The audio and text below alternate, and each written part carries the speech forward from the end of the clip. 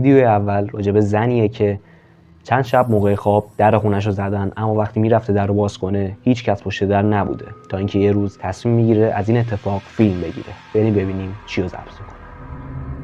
Mami, te grabo este video porque están tocando constantemente la Están pasando cosas que no son normales. ¿Quién?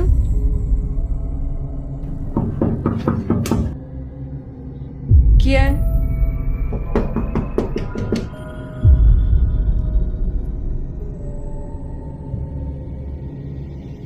No hay nadie. ¿Viste eso?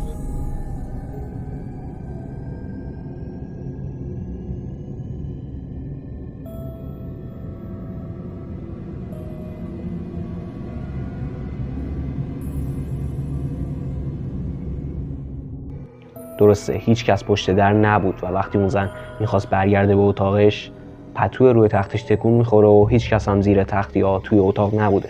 به نظر من اگه این ویدیو واقعی باشه، اون موجود هر چیزی که هست احتمالاً با باز شدن در تونسته وارد اتاق بشه و یه همچین کارایی بکنه.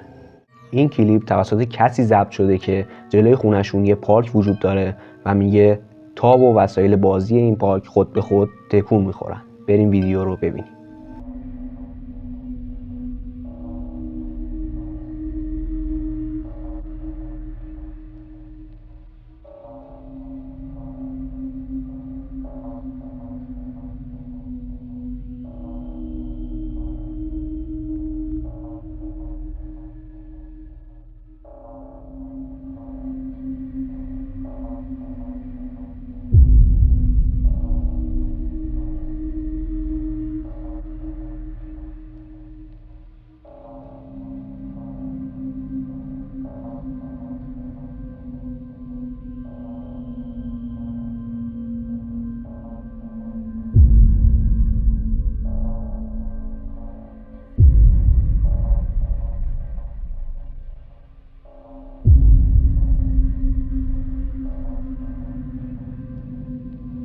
درسته همتون اتفاقات رو دیدید و چند نفر سعی کردن جلوی حرکت تاو بگیرن ولی ترسیدن و رفتن. اما خب شاید شما بگید که باد داره تاو حرکت میده، ولی اگه دوباره به ویدیو نگاه کنید فقط یه دونه از تاو حرکت میکنه و بقیه‌شون ثابتن، پس به این معنی که باد تکون نمیده اونا.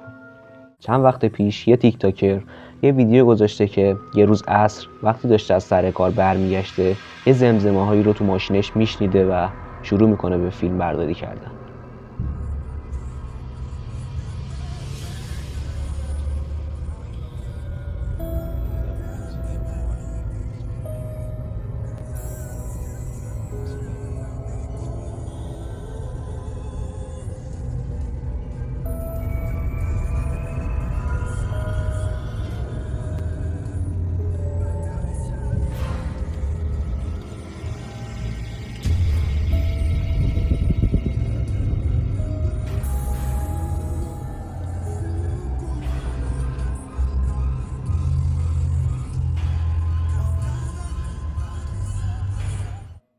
درسته همتون از تو آینه ماشین اون جسمی رو که روی صندلی عقب نشسته بود و یه پارچه سفید روش بود و دیدید. اما وقتی این تیک تاکر لامپ ماشین رو روشن میکنه و به عقب نگاه میکنه، اون جسم دیگه اونجا نیست.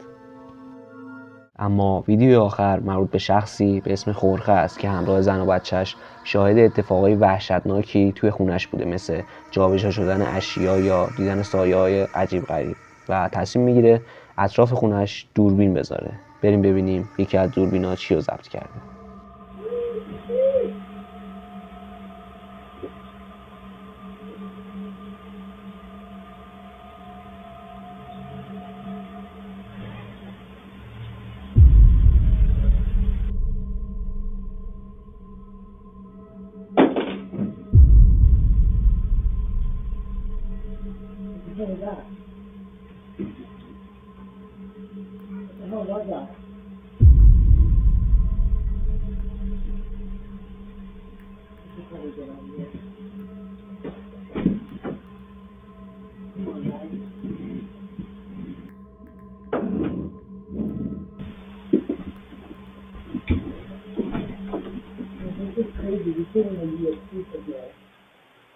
I don't even want to wake her up. What the fuck?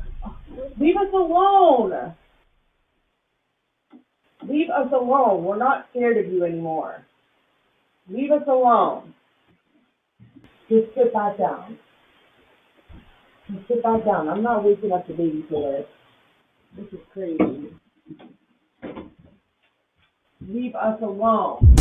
What the? Okay. Okay, that's enough. That's enough. Come here. Oh, come on, baby. Come on, baby.